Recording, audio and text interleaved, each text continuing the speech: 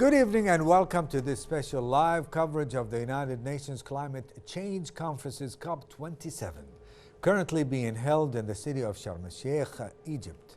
Leaders and delegates around the world have gathered where talks are taking place on the most pressing climate issues, as well as the conflict in Ukraine and energy prices. Delegates from more than 190 countries kicked off the UN's Climate Summit in Egypt on Sunday, the 6th of November, with an agreement to discuss compensating poor nations for mounting damage linked mainly to climate change. While the world is starting to bend the curve of the greenhouse gas emissions, a recent report from the United Nations climate body warned that the cuts are not happening fast enough, as the COP27 is the first major opportunity since the analysis for nations to demonstrate their commitments to cutting their emissions, in which the decisions they make will affect people's lives and those of future generations for decades to come.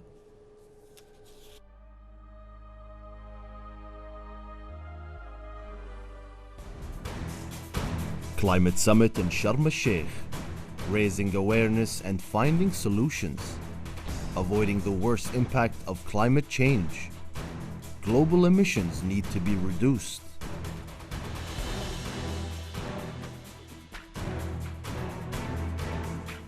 It's time for climate action.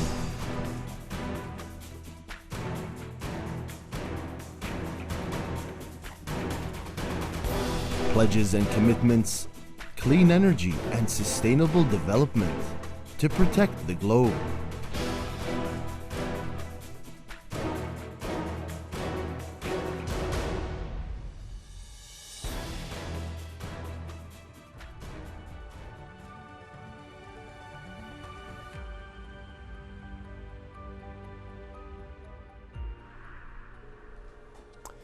The representative of His Highness the Emir, Sheikh Nawaf Al-Ahmed Al-Jaber Al-Sabah, may Allah protect and bless him, His Highness the Crown Prince, may Allah protect him, delivered the State of Kuwait speech at the conference of the second edition of the Summit of the Green Middle East Initiative.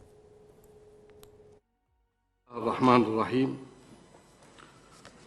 فخامة الأخ عبد الفتاح السيسي حفظه الله، رئيس جمهورية مصر العربية الشقيقة، صاحب السمو الملكي الأخ الأمير محمد بن سلمان بن عبد العزيز آل سعود حفظه الله، ولي العهد ورئيس مجلس الوزراء بالمملكة العربية السعودية الشقيقة،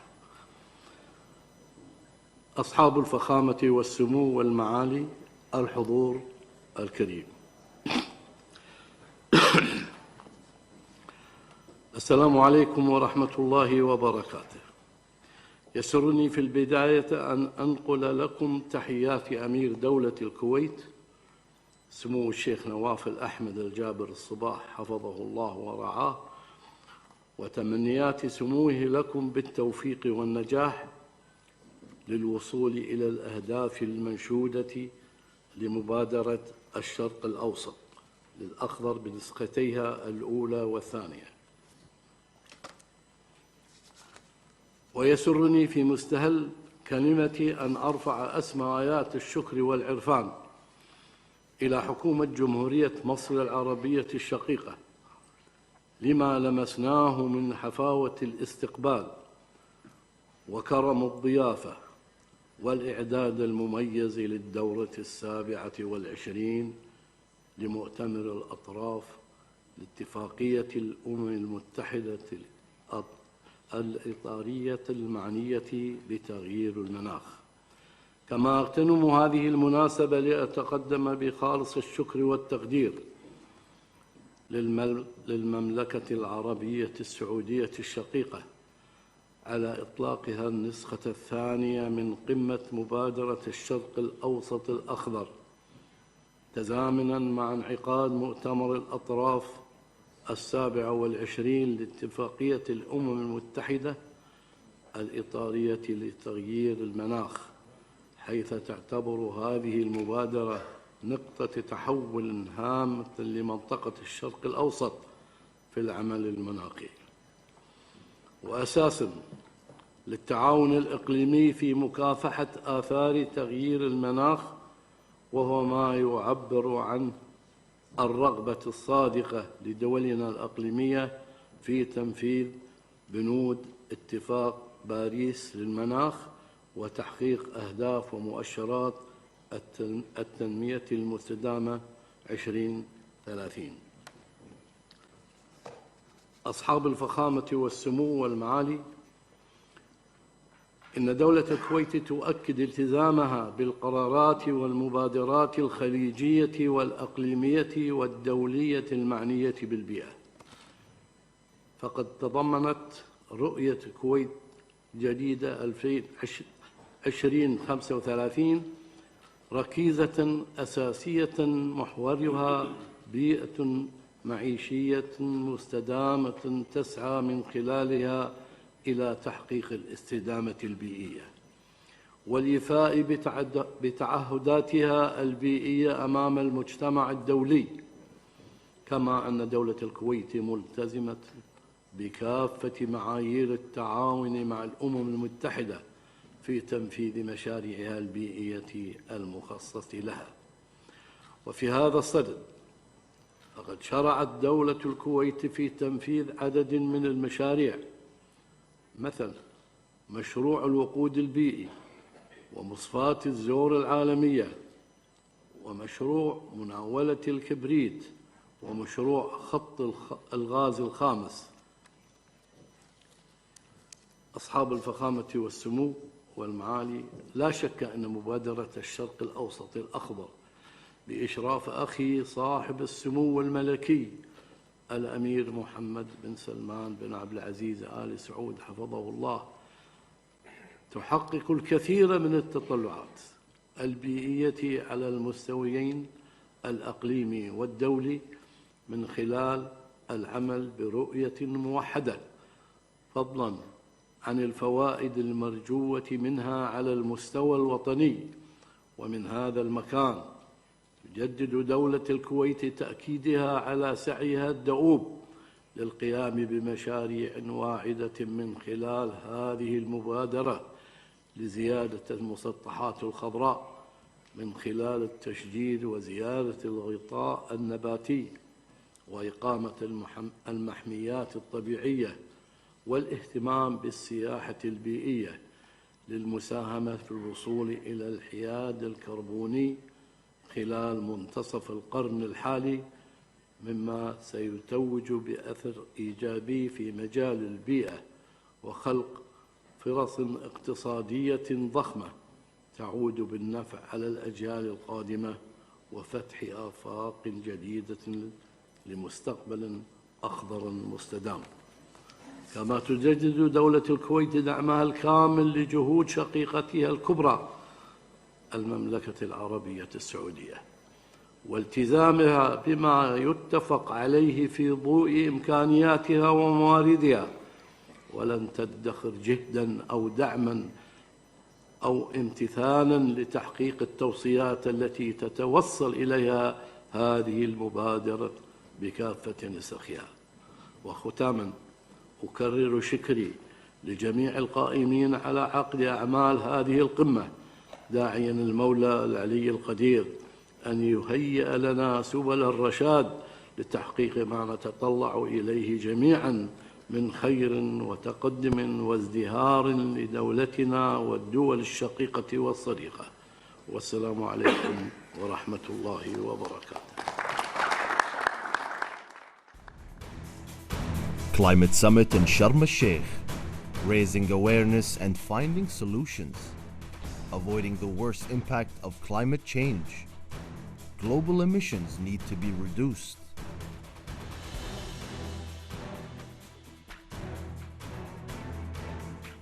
It's time for climate action.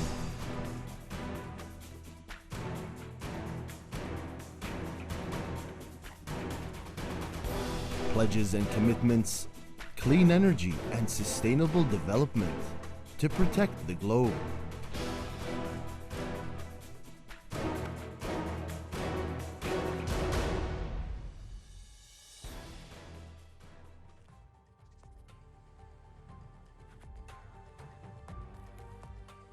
The state of Kuwait is participating in the works of the 2022 United Nations Climate Change Conference, COP27, which continues until Friday, November the 18th, amid great hopes to countries to come together to act towards achieving the world's collective climate goals as agreed under the Paris Agreement and the Convention. Building on the outcomes and the momentum of the COP26 in Glasgow last year, nations are expected to demonstrate at COP27 that they are in a new era of implementation by turning their commitments under the Paris Agreement into action. The participating heads of the state and the government will attend Sharm el-Sheikh Climate Implementation Summit on the 7th and the 8th of November, while a high-level segment primarily attended by the ministers will take place from the 15th until the 18th of November.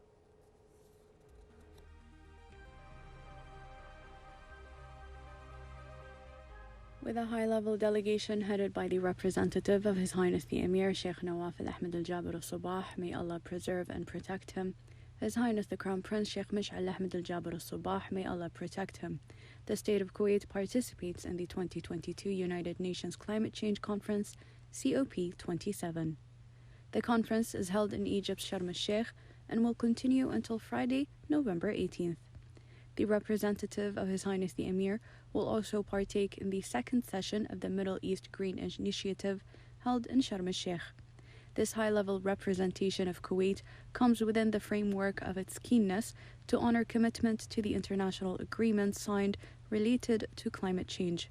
Throughout the years, the Kuwaiti government has adopted eco-friendly farming projects that aim to contribute to reducing heat, to limit climate change repercussions, and always supports all initiatives that would contribute to stabilizing the Earth's climate.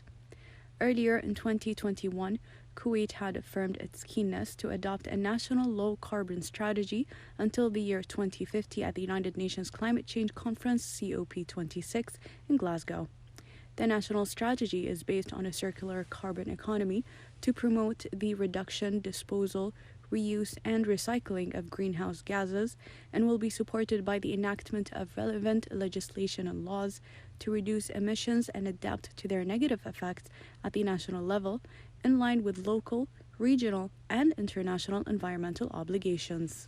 Kuwait's political leadership attaches great importance to diversifying the country's energy sources by introducing renewable energies and replacing fossil fuels with liquefied gas to ensure the sustainability of energy supplies for future generations. Moreover, Kuwait has distinguished regional and international contributions to the preservation of the environment and natural resources in the world. Recently, the Kuwait Fund for Arab Economic Development has contributed to implementing a project to reduce dust, sandstorms, and cross-border dust between Kuwait and Iraq, with the aim of reducing approximately 40% of the chances of their occurrence. The state of Kuwait was and still is a forerunner in tackling the serious challenges facing the international community due to climate change. Under the leadership of His Highness the Emir, may Allah preserve and protect him, and his trusted aide, His Highness the Crown Prince, may Allah protect him. Climate Summit in Sharm el-Sheikh, raising awareness and finding solutions, avoiding the worst impact of climate change. Global emissions need to be reduced.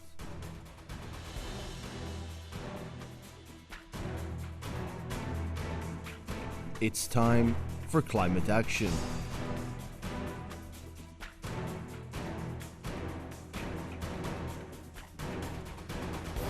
Pledges and commitments, clean energy and sustainable development to protect the globe.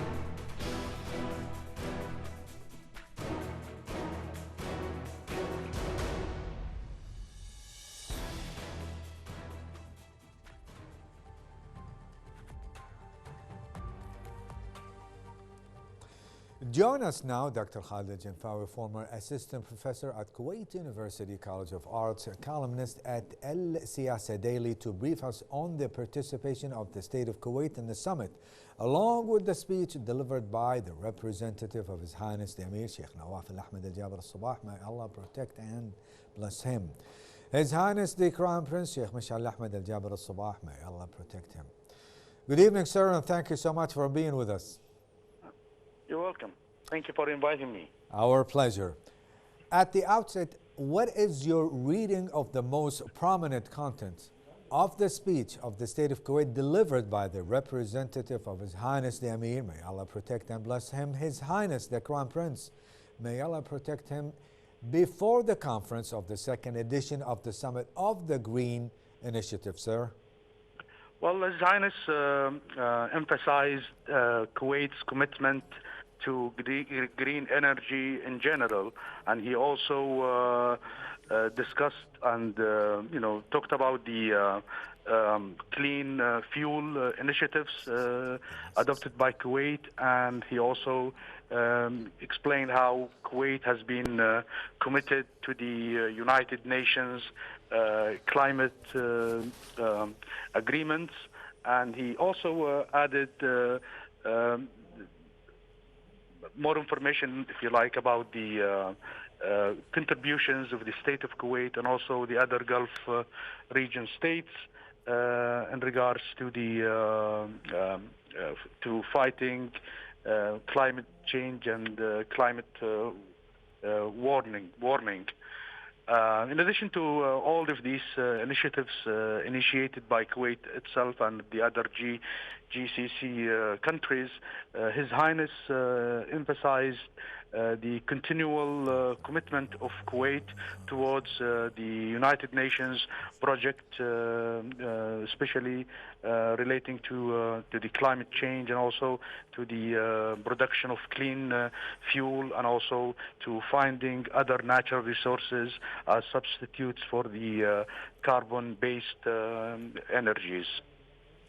Dr. Al-Janfawi, the representative of His Highness the Emir, His Highness the Crown Prince, was keen during his speech to affirm the necessity of commitment to participate in the Gulf Global Initiatives. Give us an insight regarding this statement.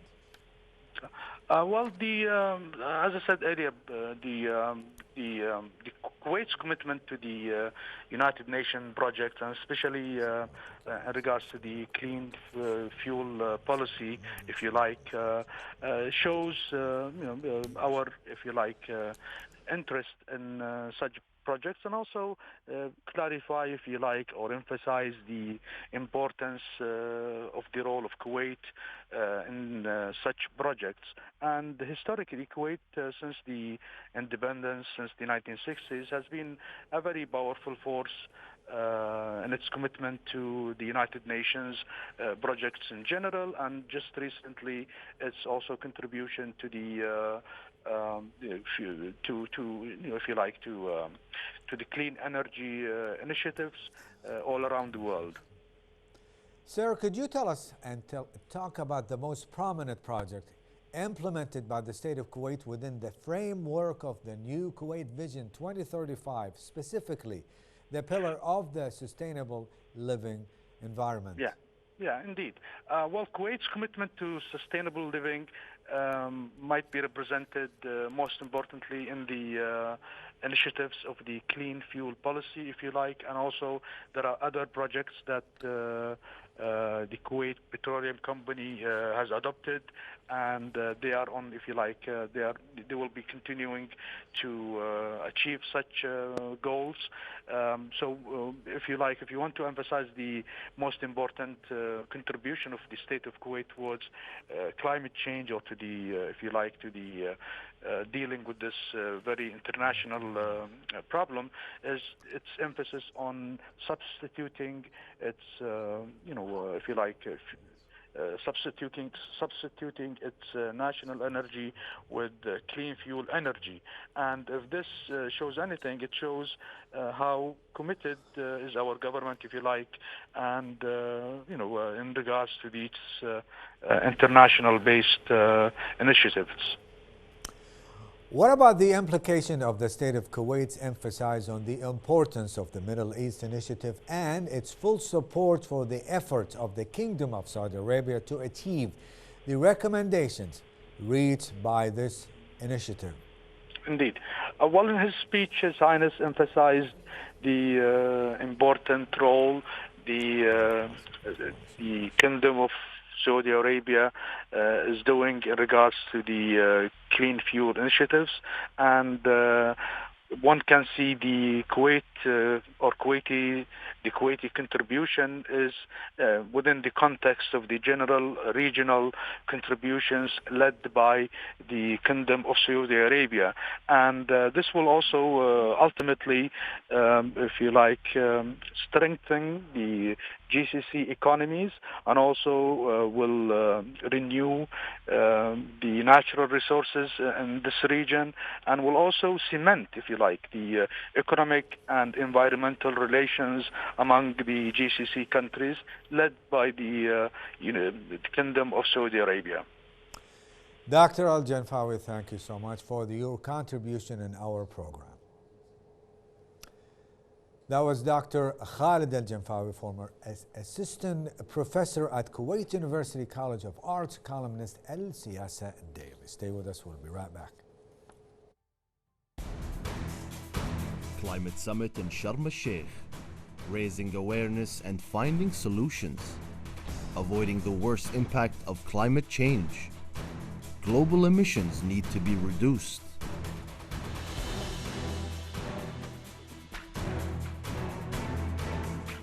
It's time for climate action.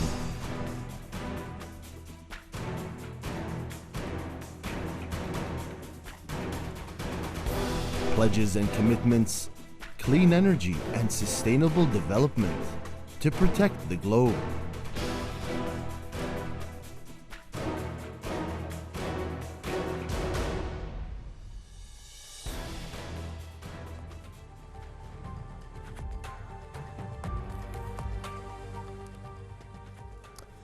Welcome back to our viewers and the live coverage of the 2020 Second United Nations Climate Change Conference and the Middle East Initiative hosted in Sharm el-Sheikh.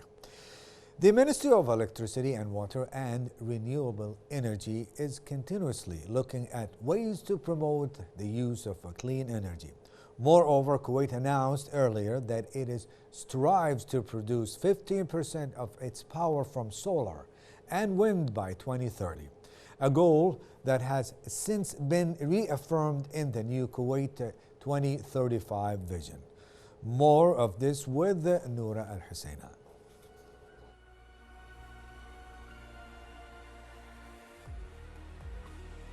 Kuwait's Ministry of Electricity and Water and Renewable Energy is continuously looking at ways to promote the use of clean energy. For instance, the Shaqaya project, in collaboration with Kuwait Institute for Scientific Research, comprises of solar thermal, solar photovoltaic, and wind power systems. It produces 70 megawatts in its first phase, enough to supply a residential area such as in Nizha, as well as encouraging consumers to change their pattern of energy dependence by installing solar cells using photovoltaic glass on the facades of commercial complexes to generate clean energy, and collaborating with government agencies to build environmentally friendly schools. Moreover, the Kuwait Foundation for Advancement of Sciences has been successful in launching and sponsoring several pilot programs to supply, install, and operate photovoltaic cells at cooperative societies and private residences. The PV system at Zahra Cooperative Society has a capacity of 780 kilowatts, which can produce roughly 1,270 megawatts of electrical energy per year. This can power more than 16 houses for a year, saving at least 780 barrels of oil annually and reducing CO2 emissions by at least 1,150 tons per year. Moreover, Kuwait announced earlier that it will strive to produce 15% of its power from solar and wind by 2030, a goal that has since been reaffirmed in the new Kuwait 2035 vision. Thus, the government is keen on increasing the usage of solar energy. Qasr has been researching the potential of capturing energy through alternative means since the 1980s. Pioneering research in concentrated solar thermal technologies as well as photovoltaic panels, and it continues to implement a number of management programs to help address Kuwait's emerging energy challenge. Moreover, KFAS has previously installed PV panels in approximately 150 homes in collaboration with the Kuwait Institute for Scientific Research, the Ministry of Electricity and Water, Kuwait Municipality, and the Public Authority for Housing Welfare. The PV system installed capacity for 150 homes in around 1.5 megawatts, which may save at least 1,500 barrels of oil and reduce CO2 emissions by at least 2,200 tons annually. Based on the success of this pilot project, the KFAS has begun spreading and encouraging renewable energy applications in the Kuwaiti society more generally and has proposed a similar project in an effort to supply, install, and operate solar cells in about 1,500 households. Climate Summit in Sharm el-Sheikh, raising awareness and finding solutions, avoiding the worst impact of climate change. Global emissions need to be reduced.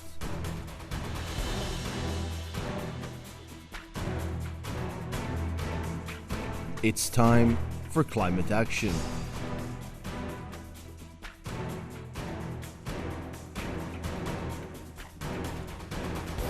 Pledges and commitments, clean energy and sustainable development to protect the globe.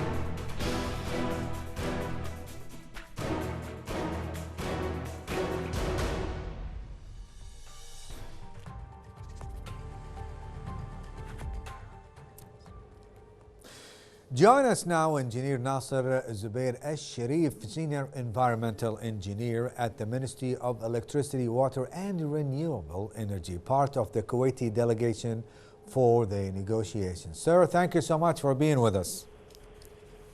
Good evening. How does the participation of the State of Kuwait in the Climate Summit in Sharm el-Sheikh is a true translation of its environmental responsibility? Well, Kuwait had fulfilled its commitment under the new UNFCCC on their national communication, as it is now working on its third communication, biannual update report, its national adaptation plan that was submitted on 2019, and is still going on their commitments as a developing country. Kuwait is one of the first countries in strengthening the cooperation to address climate change issues. What are the most important initiatives, projects, and plans presented by the State of Kuwait? Well, sir, just for example, State of Kuwait had joined the Middle Eastern Green Initiative that was established by the Kingdom of Saudi Arabia and in 2021. Another initiative that I can give you as an example is the Global Methane Pledge Initiative that was established in Glasgow last year to reduce the methane emissions that, as I said, was in COP26 of last year. World leaders, diplomats, campaigners, and scientists will descend on Sharm el-Sheikh in Egypt for the COP27. How important is this summit to tackle climate change? Well, the main topic of this COP is about implementation. To implement projects, plans, initiatives for the developing countries and urge developed countries to fulfill their mandates on the previous decisions. Also, as you know, sir, that this COP established the Loss and Damage Fund for developing countries who is suffering from climate change impact. As you have seen, sir, that multiple and extreme events that occurred to several developing states, such as Pakistan, Nigeria, Philippines, and also in the Gulf area, such as Oman and Yemen. Is there an optimism that a landmark pact like the one agreed in the 2015 in Paris could be reached at the COP27? As I mentioned earlier, this is the implementation COP. This is the implementation era for the Paris Agreement that was launched in 2015, sorry, sir. Thank you, Engineer Ali Al-Sharif. That was Engineer Nasser Zubair Al-Sharif, Senior Environmental Engineer at the Ministry of Electricity, Water and Renewable Energy, part of the Kuwaiti delegation for the negotiations. Stick around, we have a lot more.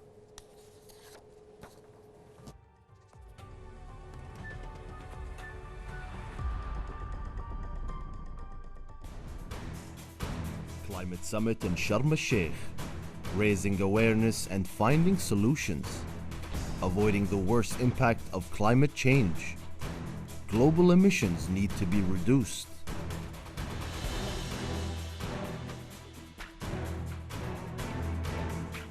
It's time for climate action.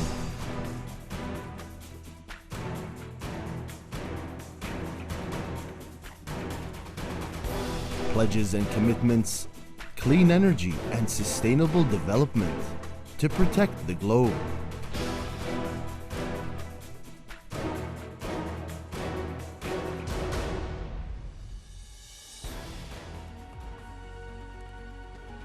Delegates from nearly 200 countries kicked off the UN's Climate Summit in Egypt on Sunday with an agreement to discuss compensating poor nations for mounting damage linked to the global warming, placing the controversial topic on the agenda for the first time since the climate talks began decades ago. Meanwhile, UN experts warned that human-induced climate changes is the largest, more pervasive threat to the natural environment and societies the world has ever experienced. And the poorest countries are paying the heaviest price. More details in the following report. Climate crisis, climate change, green renewable energy. On the eve of the pivotal climate talks at COP27, the World Health Organization issues a grim reminder that the climate crisis continues to make people sick and jeopardizes lives, as health must be at the core of these critical negotiations. Moreover, the WHO believes the conference must conclude with progress on the 4 key goals of mitigation, adaptation, financing, and collaboration to tackle the climate crisis. COP27 will be a crucial opportunity for the world to come together and recommit to keeping the 1.5 cellulized Paris Agreement goal alive. As the statement from the WHO also added that people's health depends on the health of the ecosystems that surround the environment, as these ecosystems are now under threat from deforestation, agriculture, and other changes in land use and rapid urban development. Whereas the encroachment ever further into animal habitats is increasing opportunities for viruses too harmful to humans to make the transition from their animal host, in which between 2030 and 2050 climate change is expected to cause approximately 250,000 additional deaths per year from malnutrition, malaria, diarrhea, and heat stress. Thus, the rising global temperature that has already occurred is leading to extreme weather events that bring intense heat waves and drought, devastating floods, and increasingly powerful hurricanes and tropical storms. The combination of these factors mean the impact of human health is increasing and is likely to accelerate.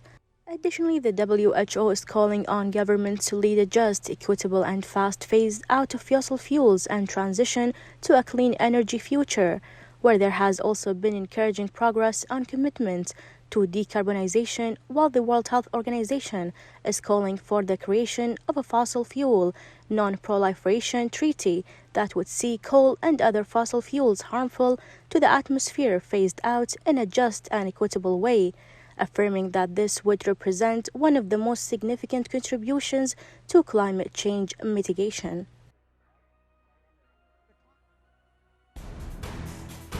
Climate Summit in Sharm el-Sheikh, raising awareness and finding solutions, avoiding the worst impact of climate change.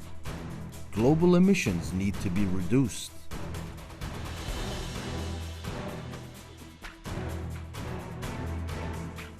It's time for climate action.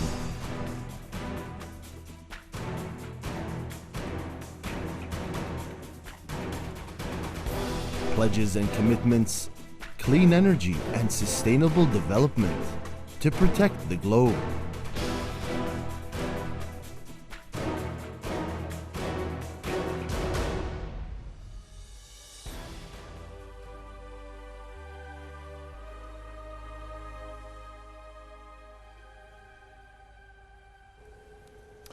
We'd like to welcome you back from Kuwait Television Studios in the Ministry of Information.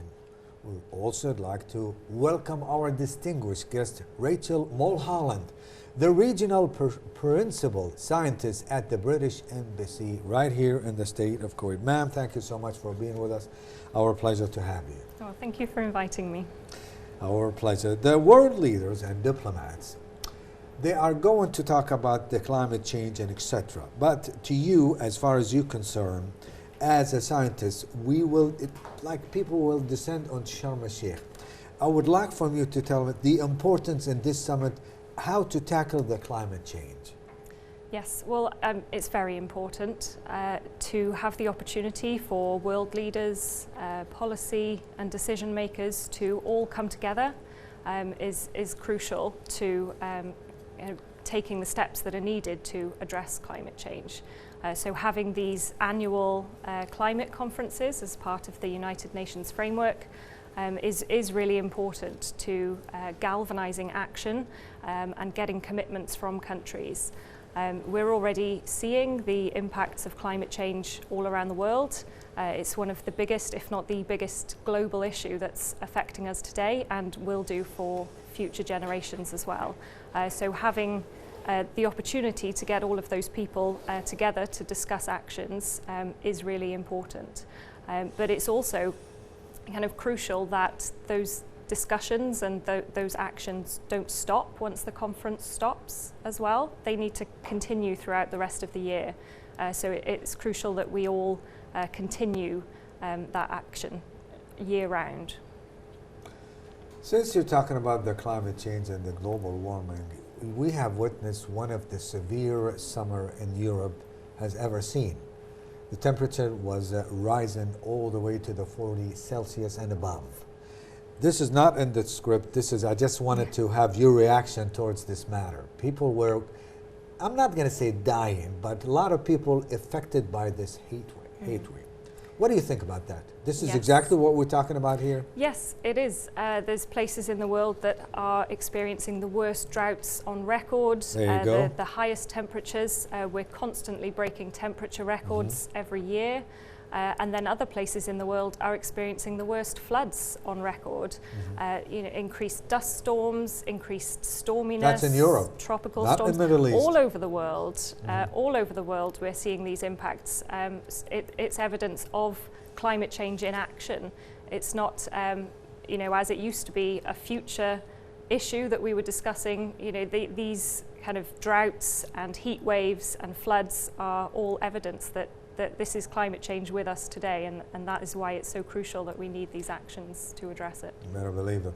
Last year's conference, COP26, was held in the UK, and the UK has held the COP presidency since then. What are the progress being made from that day until today?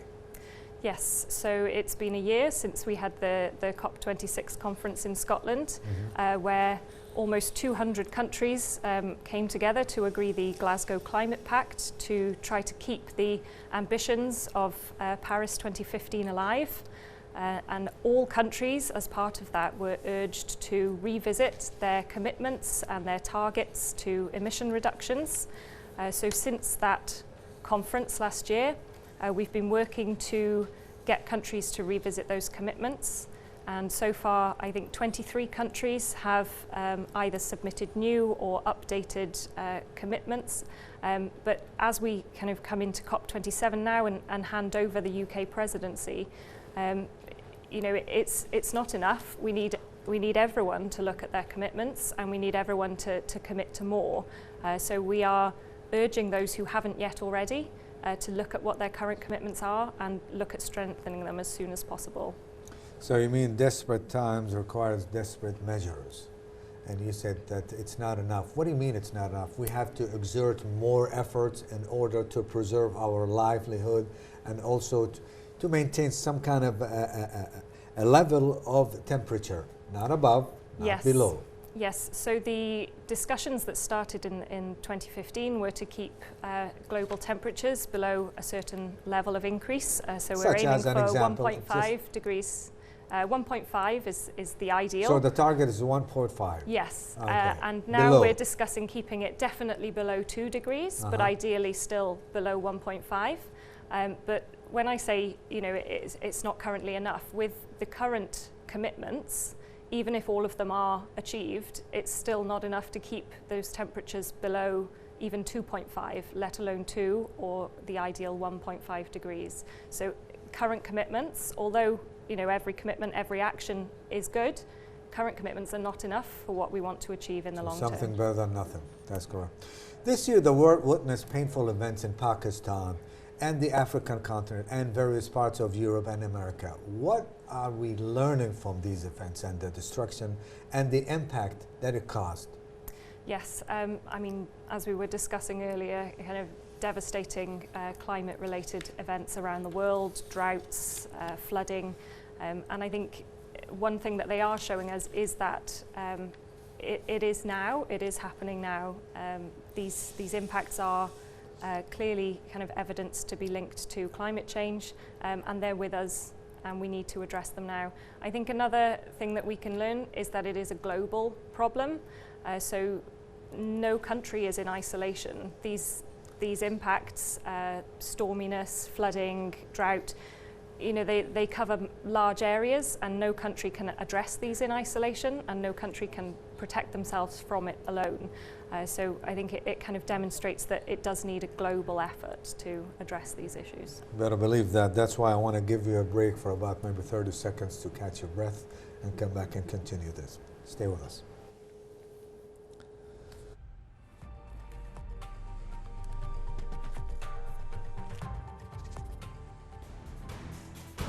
Climate Summit in Sharm el-Sheikh, raising awareness and finding solutions, avoiding the worst impact of climate change. Global emissions need to be reduced.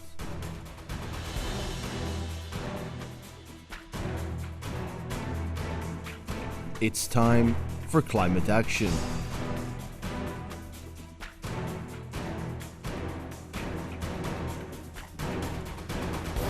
Pledges and commitments, clean energy and sustainable development to protect the globe.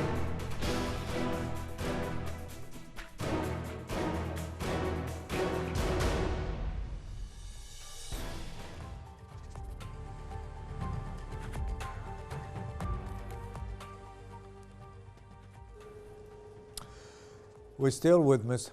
Mulholland, but now it's time to shed the light on the Climate Summit in Sharm el-Sheikh. We will be joined by Nabil Najm, International Relations Analyst in Cairo. Thank you so much, Mr. Nabil, to be with us right here on KTV2 in the state of Kuwait. Thanks for having me, sir. I can barely hear you. Could you raise up your voice, please? Thanks for having me, sir. Our pleasure. Good evening. In the beginning, how did Sharm el-Sheikh prepare for this summit? Sharm el-Sheikh was up and running for almost maybe 6 months.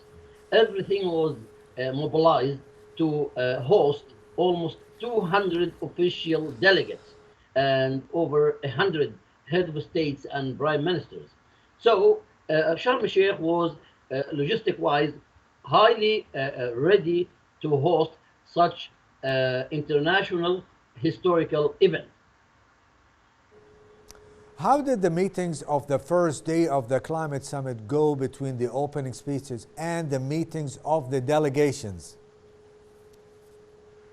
I think the first day was going okay, and the main thing that the or the president of the summit, with the help of the former president, they managed to get the rights of the developing states into the agenda of the final negotiations. So now this summit is a quite historical, because it is a matter of to be or not to be for the universe. Last maybe a week, there was a UN report coming out and saying that the developing countries has got to cooperate with the financiers and the industrial states, and the developing states they need almost 1 trillion US dollar to finance climate projects. I think this summit is going to be a turning point in this issue. It's not only the $100 billion of Paris Agreement 2015. No, they're going to go one step further. That poor countries are asking the rich states and the oil companies to pay what they call or propose a carbon tax. For your own information, oil companies, they make almost 3 billion US dollar net profit every day. And in the meantime, they are not helping this issue, which is the deterioration of the universe climate issue. The summit witnessed demands for the necessity of moving from the stage of pledges to the stage of implementation. Is there an agreement between negotiating delegations on this path? I think from the developing countries' point of view, there is an agreement. They are united to get the side which is causing great damage to the universe climate, get it into account, and they pay for the damage. From the other side, US and EU are open for discussion, but they are not officially willing to stand by such obligation. I believe very much. Now we are in the second or third day of the summit. We still have about, we are working till the 18th of the current month, and I believe very much the summit, the COP27 summit in Sharm el-Sheikh, is going to be a very turning point to the issue. Let's hope so. Yesterday witnessed the convening of the Green Middle East Summit. How did you sense the political will to realize this initiative through the worlds of the leaders? So what do you think about that? It's a great move by His Highness Sheikh Mohammed bin Salman, the Crown Prince of Saudi Arabia, to come up with such a green Middle East. We really have to lead.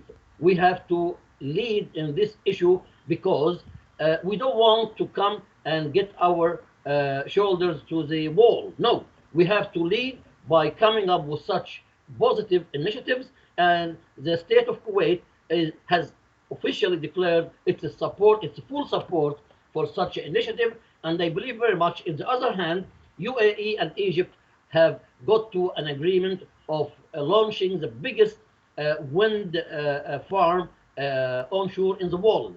And this project is going to be a quite big step in the way for a good climate in the earth. How do you read the participation of the state of Kuwait with a high-level delegation in the climate summit? Actually, Kuwait and the state of Kuwait is always a quite distinguished player when it comes to regional and international issues. And if you go back for the last 3 decades, you find the impact of the Kuwait contribution into regional and international issues is highly appreciated and highly welcome. I believe very much that the state of Kuwait and the government will play a quite distinguished role in this issue, and the coming days will see and welcome such steps from the state of Kuwait. COP27 was launched with the wide participation of more than 190 countries amid great hopes that the world holds for this conference. What are the most important issues that will be highlighted in the conference, sir? The most important issue is finance. Finance. Rich should spend money to support developing and poor countries facing the repercussions of the industrial and development and the oil companies' activities. The damage which has been occurred to the climate is caused by the industrial countries, by the oil companies, and who is paying the price? the developing, and the poor countries. So the major outcome of this summit will be that the world is going to be facing the music and facing the realities that we cannot keep going this way. Thank you so much, Mr. Najm. That was Nabil Najm, International Relations Analyst. We're still right here at KTV2. We're still talking about the COP26 and 27th and so on, and the climate change. Still with us here, our distinguished guest is in the studio, Rachel Mulholland. Am I saying it right? Thank you. The Regional Principal Scientist at the British Embassy. You have heard these people and others are talking about the climate change and what exactly needs to be done, and you had your idea regarding this matter. Climate change is obviously, honestly, a global problem. It's not us only in the Middle East, it's all over the world. But is there any specific impact about the issue that will be particularly relevant to the state of Kuwait regarding this and the Gulf region? Yes, so the Gulf, as you know, is very warm and it's getting warmer. In fact, it's feeling the impacts of climate change quite strongly because this region is warming at a much faster rate than the rest of the world. So since the 1990s, the Gulf has increased in temperature by 1.5 degrees Celsius, which is more than double the average rate of increase for the rest of the world. This is already the world's hottest sea. It's getting hotter. What do you mean hottest sea? Do you mean the Arabian Gulf? Yes, is the hottest sea. It is the hottest sea in the world already. Imagine that. We have something to talk about. And it's only getting warmer. Warmer? Yes. Okay, when we say warm, what about the temperature? How warm is it? Well, roughly. Well, it depends. It depends in which area you are. Here in the state of Kuwait. Let's go. I want to go and test the water and have the temperature. Oh, I don't know. When we compare it to the Atlantic Ocean and the Pacific Ocean and the Mediterranean, you said this is the hottest. We're talking about, what is it, 35 degrees, 40 degrees Celsius, maybe more? Oh, I'm not sure it's quite that warm, but it is the warmest one. The scientists say that? Yes. Okay. Yeah, and it's increasing in temperature. You've got some lovely marine life here, some lovely corals, beautiful biodiversity, but they are all threatened by this increasing temperature. So, you know, you're looking at potential biodiversity loss. It could impact on coastal communities through increased flooding or increased storminess, which could affect low-lying coastal states like Kuwait City. And there's also potential impacts on society and on the economy. So climate change is no longer considered just an environmental issue. It could affect fisheries, fish stocks, which could affect the fish sector. It could impact on coastal desalination plants, either through increased flooding risk or ecological changes in the area, which could lead to blooms of plankton or jellyfish, which can clog intakes. So there's all of those kind of impacts. And then anything that, any kind of social or economic activity that depends on the environment as well is potentially going to be impacted. What are the work that you at CFAS and the British Embassy currently doing in the region and on the climate change? Yeah, so at the British Embassy, we are working to assist Kuwait in any way we can in taking forward the actions from COP26. We are working with local organisations, local partners to try and increase knowledge in wider society about climate issues and the importance of addressing these issues. At CFAS, we are marine scientists, so we focus on the marine aspects of climate change, but we are looking at issues around marine monitoring, blue carbon, seagrass sampling. We're working with organisations in Kuwait, the Environment Public Authority, the Kuwait Institute for Scientific Research, to kind of progress work and projects in these areas. But we're also working kind of at the regional scale across the Gulf, so with the regional organisation, which is based here in Kuwait for the protection of the marine environment, looking at climate change risk assessments and adaptation strategies as well. Senator, before we leave you, we'd like to have one final question with you. Climate change and biodiversity loss and a combined issue. And how will this impact us, and what can we do to build a resilience to these impacts? Yes, well, biodiversity loss and climate change are intrinsically linked. The loss of biodiversity can sometimes make climate impacts worse. So things like loss of corals or mangroves, those can provide a natural barrier to protect from storm surges. And if those are gone through biodiversity loss, that can make climate impacts even worse at a time when the world is getting stormier. So we are looking at how we can protect biodiversity as well, which is good for its own sake, but also for the impacts that it could have on climate adaptation. So we are, in the UK, we're leading the Global Oceans Alliance, and we are pushing all countries to look at adopting the 30 by 30 pledge to commit to adopting marine protected areas and designating 30% of their areas for marine protection. Okay, I have another phone call. Please stay with us. It was really interesting talking to you. We have this one here on the air. Thank you so much once again. Food lost. Tell you what, let's break away and come back. Climate Summit in Sharm el-Sheikh, raising awareness and finding solutions, avoiding the worst impact of climate change. Global emissions need to be reduced.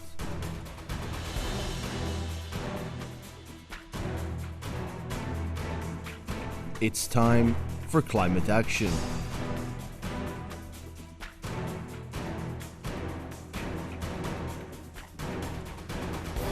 Pledges and commitments, clean energy and sustainable development to protect the globe.